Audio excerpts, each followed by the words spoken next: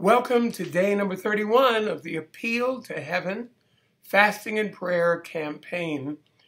The story about how this began in the beginning of the American Revolutionary process. There was actually a revolutionary flag that had an evergreen tree on it, and the flag was called Appeal to Heaven. And it was really the banner under which we began this whole breakaway that became America from the colonization of the British. And if our nation had enough sense at its very beginning that if it wanted to walk in freedom, they had to appeal to heaven.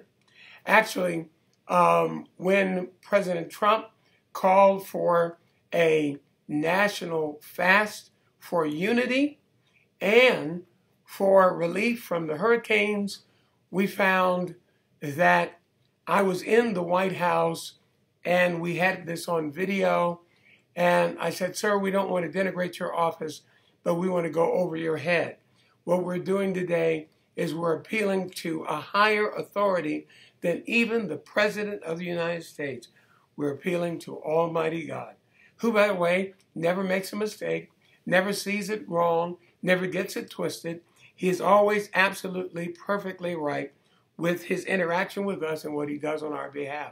So we're appealing to heaven for a cessation of racism, no violence for this entire year from 2017 to 2018, also for jobs and economic lift to come to rural and urban areas, and then finally, criminal justice reform.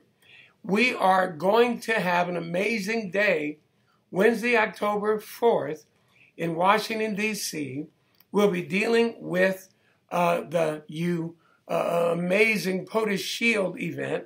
And the POTUS Shield is a group that is praying for the nation.